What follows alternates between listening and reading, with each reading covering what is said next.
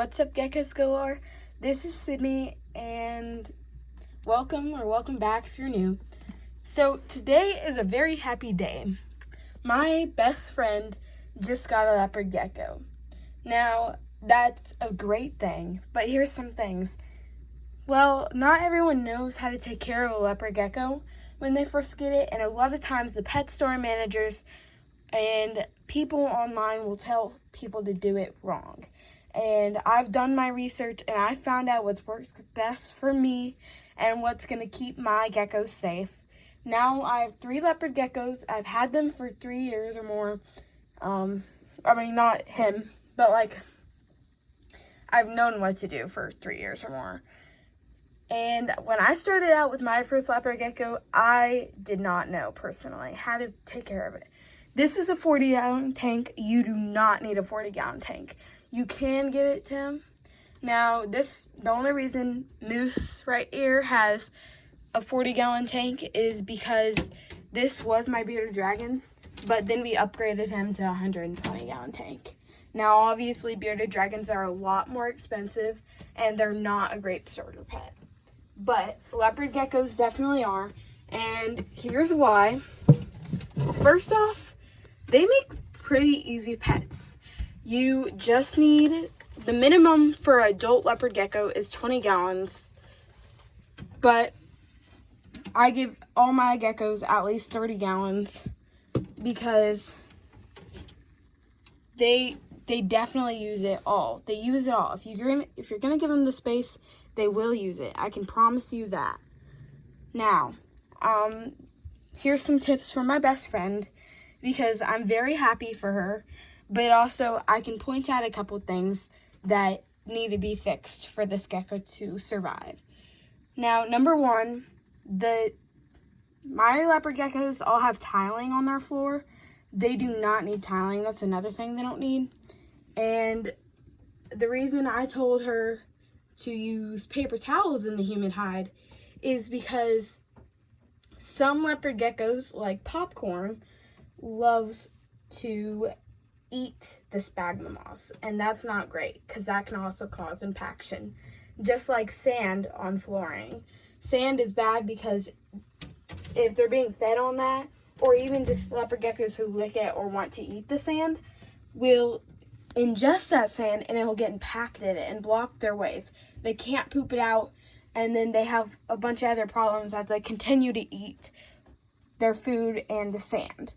Now, that's terrible because vets for leopard geckos are especially expensive because there's not a whole lot of exotic vets in our area, and that just makes everything worse because if they were to have a problem with the impaction, then there's just nothing to do. That gecko will die. And also, the pet store people, please do not listen to them. Do your research because the pet store people I guarantee they'll tell you everything wrong. Some of them will say they need lights. Yes, they need lights. And some of them will say they do not need lighting at all. It's fine. They don't come out during the day. Now, they are crepuscular, so they come out during dusk and dawn, which is morning and afternoon. They'll come out a little. But, Moose here, he has never come out during the day because he's albino, so his eyes are really sensitive to light. But we still offer him UVB and the heat source from above because if he did come out, UVB can make them more active and it can... Stop falling, man. He keeps falling. Off my leg. He's on the floor, literally, so it's not hurting him. I'm just gonna let him chill here. But the reason that I recommend UVB and the heat source from above is that, first off, it can provide light so you can actually see your gecko. And second off, the UVB can make them more active and help them not get metabolic bone disease. I said that wrong, but I just had a cold, so it's kind of hard for me to say some things. And that's basically a genetic defect in their bones that can make it hard for them to eat digest, or it can just make life harder and make them appear look sick, and it can also cause a lot of problems with their bones. Now, he makes a cool little squeaking sound. That's another thing, they can vocalize. So don't be scared if they... There's him screaming. That's because he's uncomfortable in my hand like this. Me too, bud. I have a little trick where I can move him around. He's never bit me. Leopard geckos will usually not bite. But if they do, that means you should probably put them down because they're done with you. But back to what I was saying about the UVB. I gave UVB to cactus again after we did some research that it could benefit them. And we could definitely tell a difference. He started coming out during the day. He would sleep like right there under his log. And he just loved UVB. Now, I know my area is very messy, but I'm going to show you Cactus right now because he's out. He's over there on the log if you can see him. Cactus, hi. What you doing? He's out getting some sun. He actually really loves it. Popcorn comes out during the day too. With Popcorn's lights, we turn everything off during the night. Even the heating mat, because she had some problems with impaction because she was eating her sphagnum moss and she was constipated just in general. We gave her a bath and we turned off her lights at night. And now, obviously, you don't want to do that for babies or just... I'm not recommending this. This is just what we did to fix Popcorn. And she started pooping normal again and eating normal again. So we've talked about the lighting. Heat mats, they're very good too. But a thing about heat mats is that they will actually get very, very hot. And if you do not have a regulator, then they can get so hot that they can actually burn the belly off your leopard gecko. So do not get a heat mat unless you have a thermometer. These are actually very good because they can sleep in their warm hide. They have to have a warm hide directly over the heat mat, so that they can sleep in there if they wanted to, because they're crepuscular again. They need to be able to have some sort of heating to digest their food. As a baby, you need to feed them daily. Now, mealworms are fine, but I found that they are fatty and addicting. So I wouldn't give your leopard gecko just mealworms. I would also give them small crickets, and I also give mine dubia roaches, which are actually some of the healthiest because they're mainly just water. But as a baby, it's fine to feed them fatty foods like mealworms and that, because it actually will help them grow. But here's the thing about the food. Never just give food, because you also need a variety. Oh, dang. The misting bottle fell over. You need a variety of dusting things. Now, for when you're dusting the mealworms and the live food that you're giving them, you have to give them live food because that is the best nutrition, and it'll help them the best. You need to be able to give them Repti calcium. I personally find this brand the best with D3. Now, if you didn't know this, leopard geckos also have to have a calcium dish that stays in their cage 24/7. You don't put bugs in it. You can really use a bottle cap of a milk jug. This is what I use for water for them. You can just use this, and you use the Repti calcium without D3. Now, he knows it's his dusting thing. Now, you feed them, when you dust calcium on them, you can dust calcium on the bugs most of the week, okay? So I would do that every couple feedings. You put this Herpavite, which is a different brand, but this is really good for them. It helps give them the multivitamins that they need for reptiles and amphibians. Now, come here, Moose. Moose-den. He's about to go into shed. He's a lot duller. He's not bright red like he usually is. But this, once every couple feedings, this will also help with their growth. It's very important. The calcium helps with their bones, and if it's a female, the female will lay eggs at least once in its life, even if it's bred or not. Now, I wouldn't advise breeding them. Sorry. Because they need calcium to develop those eggs or bones.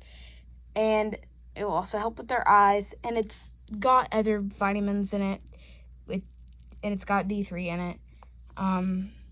This has multivitamins that this does not provide, and they need both, but you need the calcium more.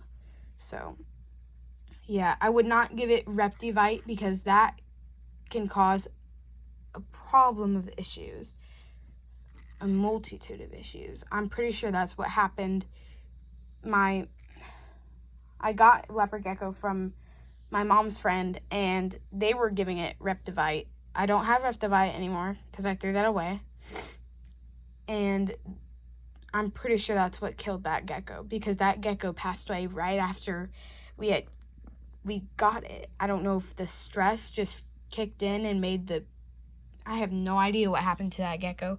We took her to the vet multiple times, which was expensive, which is why you need to make sure that you have the right care for your leopard gecko. Now, I don't blame anything because that's just what the internet told them. They did the research, but it was the wrong research. Now, another thing is that for baby leopard geckos, they can have a big dish, but it needs to be shallow water, because it needs to be very shallow water. You have to make sure that there's water in it, but if it's too full, that gecko will actually drown. Now, so we have the warm side. We have the moist hide right there. That's the moist hide. And we have a cool hide. That is just where there's no heat. I mean, it's still warm. As you can see, it's 72.7 Fahrenheit. And he's going back in his hide, which has no top. And I also give him a plant for coverage and a couple logs. Now, geckos, what's interesting about them is that they poop in one corner of the tank. It can be in hide or it can just be in a corner. And I place paper towels down, and that's just where they'll poop. And I clean them out like every once a week. But especially for babies, if they're in a smaller tank, you need to clean it out every time they poop so the aroma doesn't hurt them. But it needs to be anywhere between 80 and 85 on their warm side, and the mat needs to be between 85 and 90. Now, it's a little over 90, just barely, but once it goes way over 90, or not way over 90, but if it goes over 90, it will beep and it will stop, power it down, and then power it back up. And the side over here can be anywhere between 70 and 75 degrees, which the temps on Moose's tank is perfect right now. And another thing you need to do is that whenever you notice your gecko's gonna shed, then you need to mist your gecko's hide.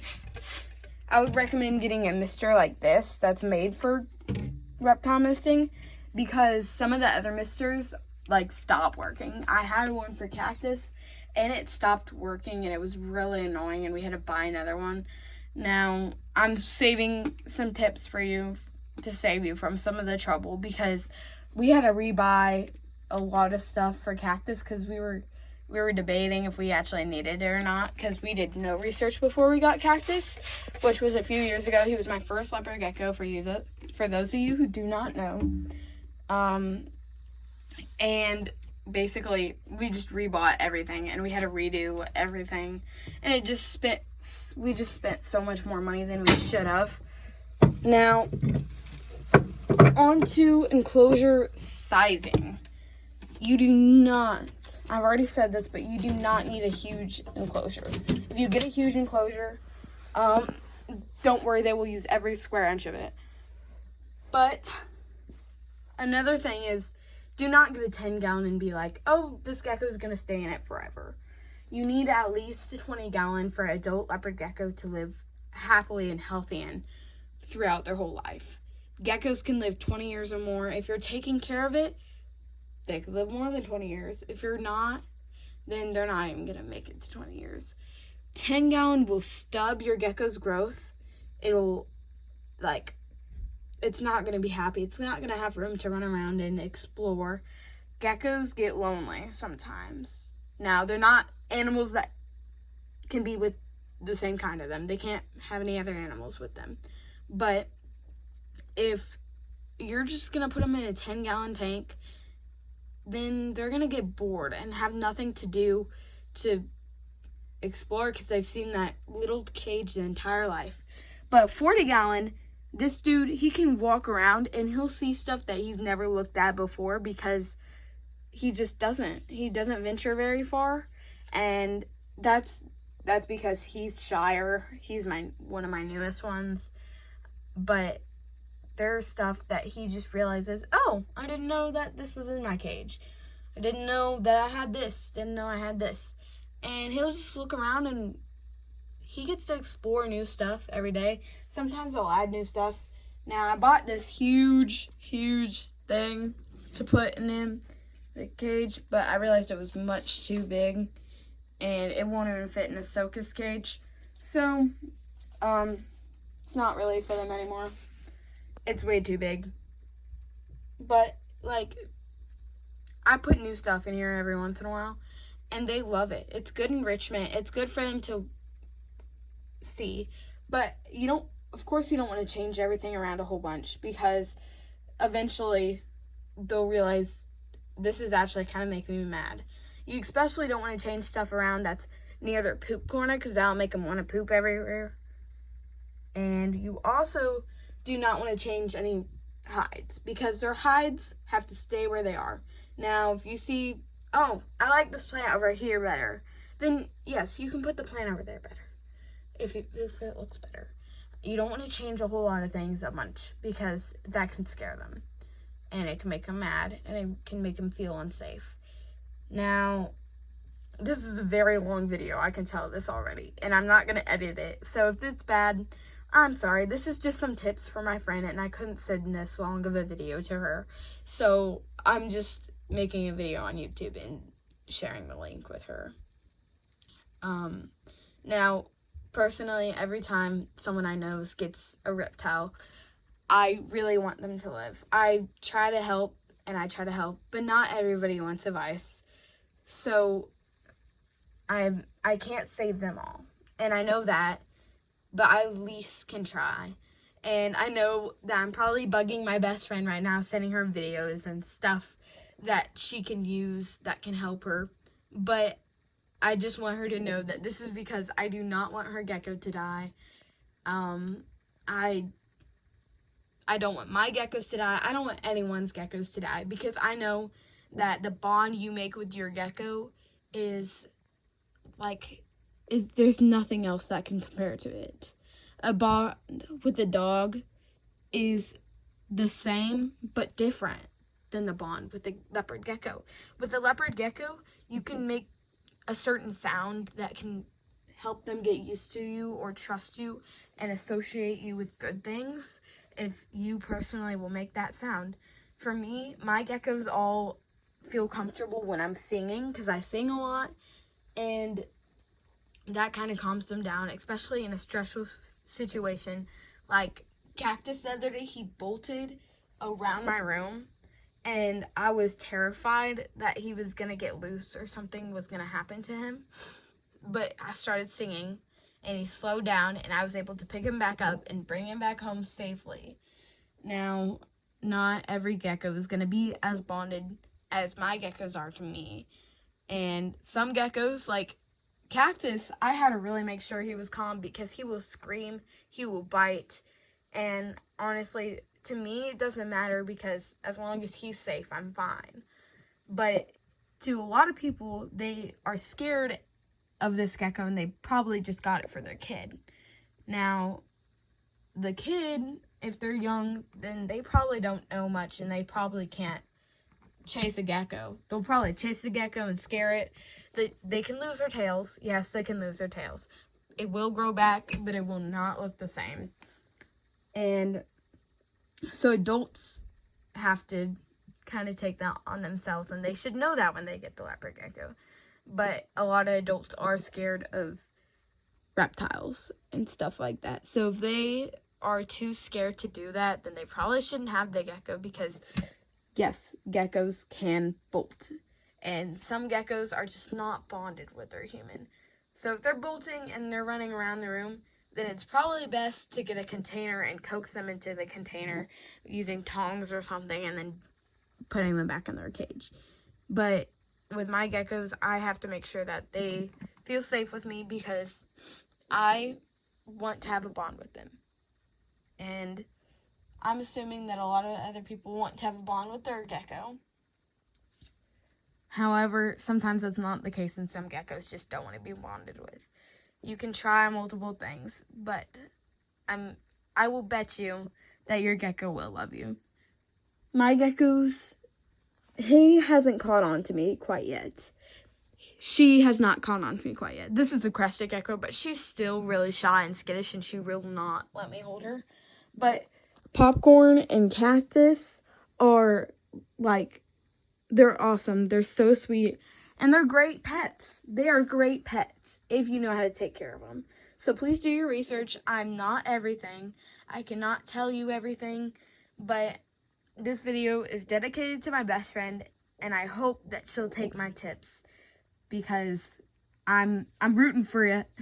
I'm rooting for the little baby to be named later. Just don't listen to the internet. Well, you can listen to some of the internet. There are some people who just know exactly what they're doing. And there are some people who do not know anything. And they're just giving plain advice about wrong things to people. And there are also pet store workers that when someone gets a gecko, they're telling them the wrong thing, and that gecko ends up dying, and they keep telling people the wrong thing. And now that kind of makes me mad, because, you know, I was told the wrong thing with Cactus. We made a comeback, but I was still told the wrong thing with Cactus, and that could have potentially killed him. I could have killed my gecko if I did not figure out a better way to take care of him. Now, this dude, he's got a little high of a temp. I need to bring that down. This dude likes to spill his calcium all over. So there's calcium everywhere. Usually geckos are clean. I was lied to. Just about you, though. Moose is very clean. Popcorn's pretty clean. So, don't be surprised if your gecko is not clean. But anyway, I hope someone listens to my advice and my tips. And I hope that they do their research, because geckos can live happily and healthy for 20 years or more if they're given the chance to. And every gecko deserves a chance. And every person deserves to have a bond with a gecko that I do with mine. So, have a good day, everyone. Sorry for the long video. Sorry for my distractions and everything. It's not going to be edited. Sorry for the shaking. But it's just a quick video so I can give my friend some tips. So, have a great day. Hope to see you in the next one. Remember to like and subscribe if you want to see more videos. And I'll see you in the next one. Bye.